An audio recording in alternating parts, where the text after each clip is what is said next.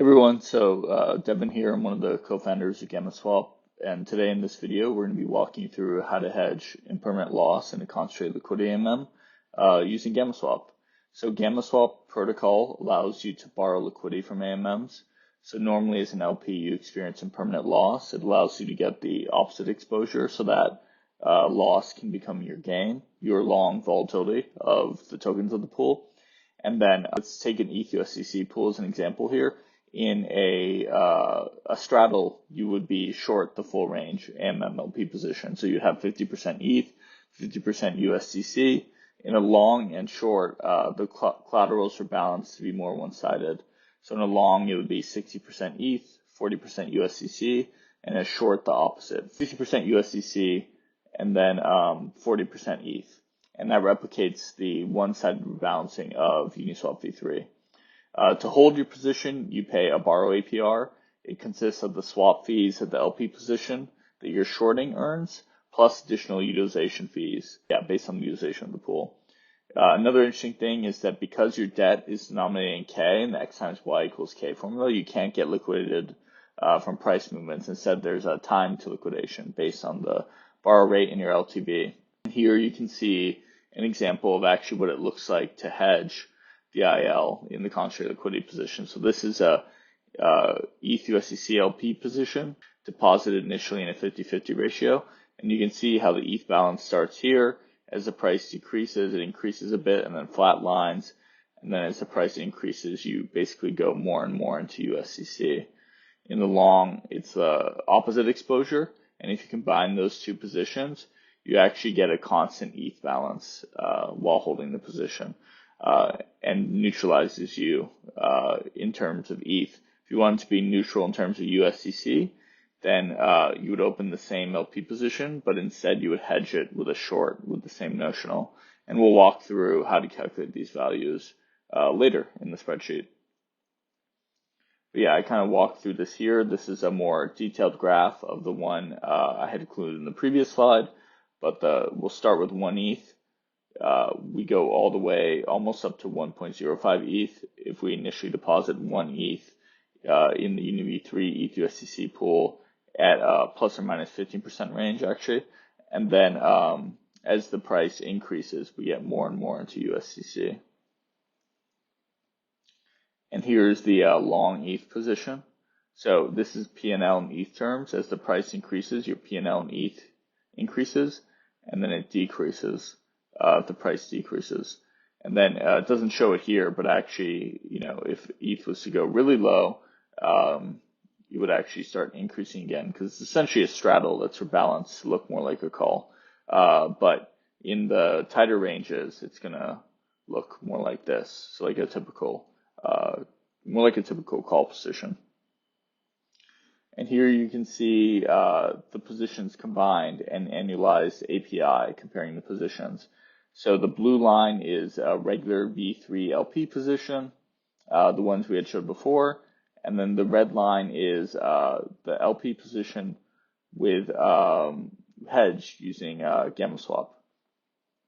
So as you can see, if there's no price change, the V3 LP outperforms because you're earning a higher yield and you're not paying for a hedge, but it's a lot riskier. So if the price increases, you're going to be down a significant amount versus the hedge. You give up a little bit of yield, but your probability of having a high return is higher since no matter where the price goes, as long as it's within range, you'll still be performing well.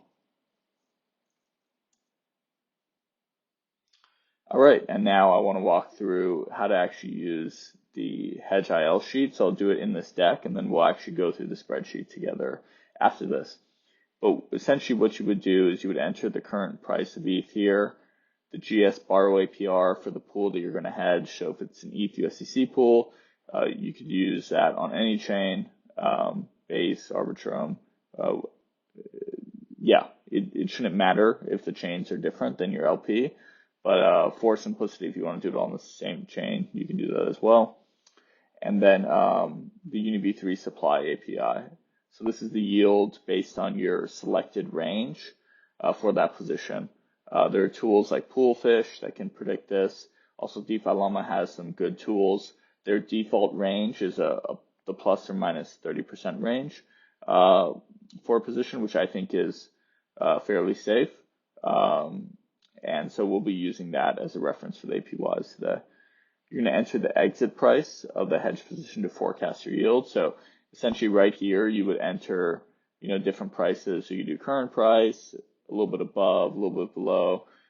It's not going to work as well outside of the range, depending on how many days you're open, but within range, it should be accurate. Note that if you actually go out of range, you'll be earning a negative yield because you won't be earning any yield from UV3 and you're still paying for your hedge.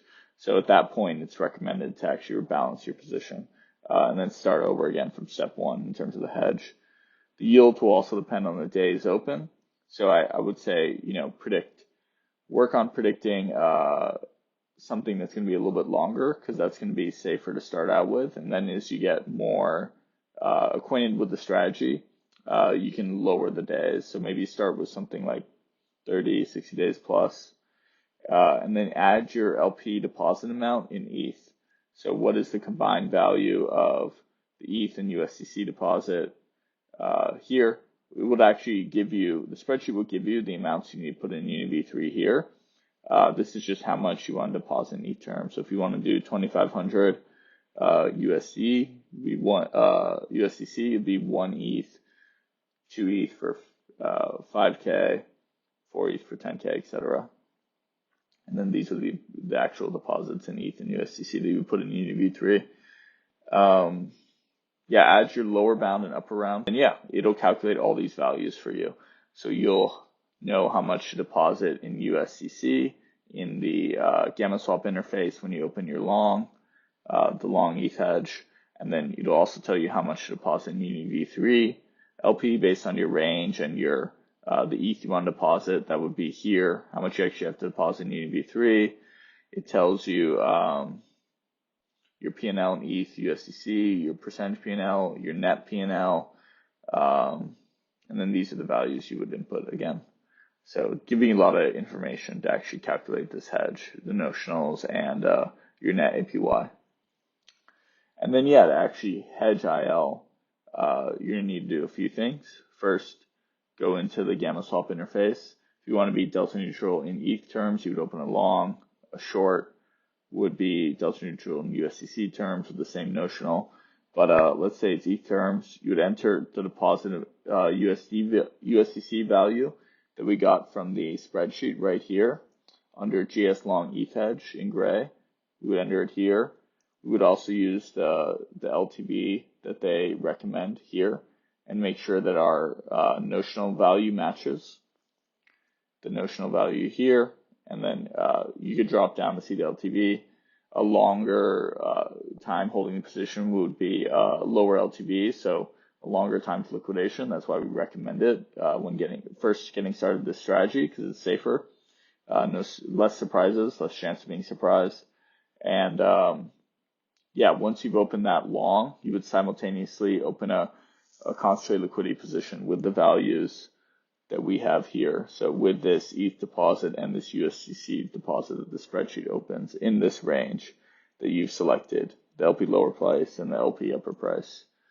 And then I mentioned also, if you want it in USDC terms, just open a short instead of the long. And then if the position approaches the end of the range, so here that would be 2,300, 2,700, it's recommended to just close your positions, swap in to recalculate your values here, swap into the new values you get here, and then reopen your position.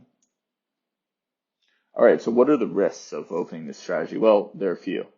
So we provide a borrow APR here and a V3 supply APY. Remember, those could change, so that's a risk. GammaSwap, sometimes the borrow APRs can be pretty volatile.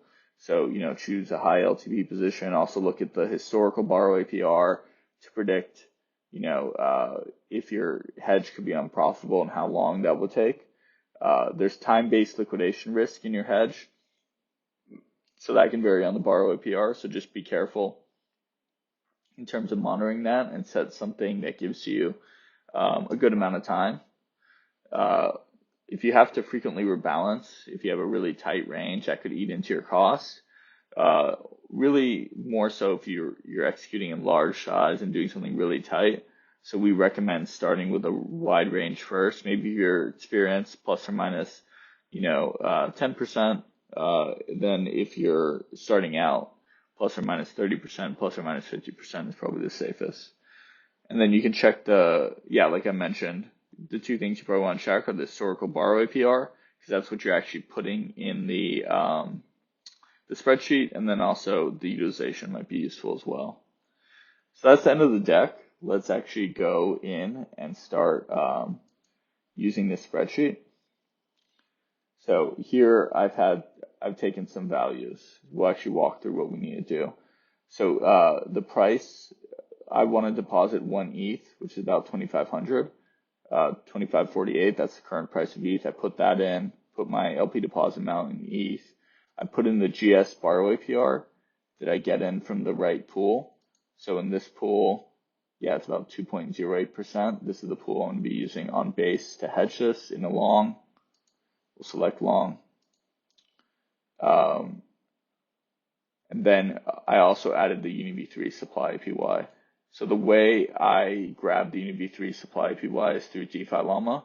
So they provide the yields in Uniswap V3 based on a default range of plus or minus 30%. So I'm just going to use that for simplicity. I also think it's a nice range that's wide and safe.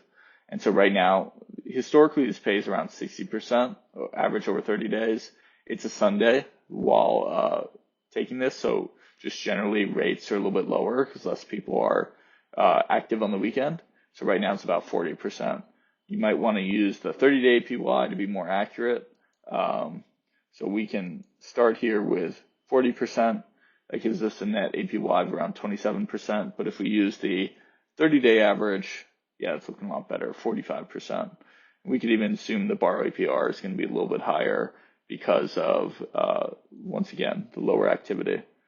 So even if we get up to like 4%, it's still pretty good, around 35%. We should choose an amount of days open to calculate our hedge amount. I'm going to say 60 days so that we're very careful. That means we're going to open a position with a 98% LTV, a deposit of 409 USDC, and that's going to match our notional here of 12,584. So let's do that actually here. Let's open, we need to put in 409.2 USDC and get 12,584 as our notional. So let's do 409. It needs to be around 12,084. 12,584. Maybe we can actually type in a specific leverage here. So it's pretty sensitive just based on how high these LTVs get. So maybe we do 88.3, 88.6, and it's about right. 577, 584. I think that's close enough, given the size of the position here, the notional size. So we would open this position and just connect our wallet and open this. And then simultaneously, we're going to open a position in Uniswap V3. Let's go on the base chain because that's where we were using that pool to hedge, and also the yields in base are quite good. So here we have the ETH V3 USDC pool. Add some liquidity in here. All right, and then we're going to put our min and max price that we got from the spreadsheet and the deposit tokens. So here that was 1783 and 3312. Oh, that was the wrong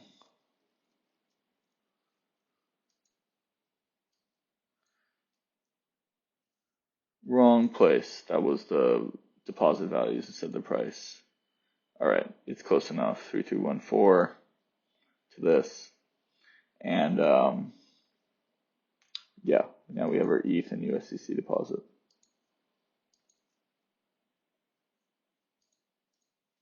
Check that similar. Okay, it's similar.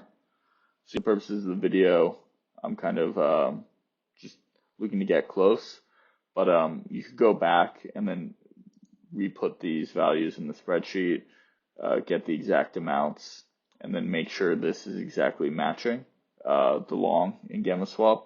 I think if it's like a dollar or two off, especially if your size is kind of large, it's really not going to make a difference in your APY.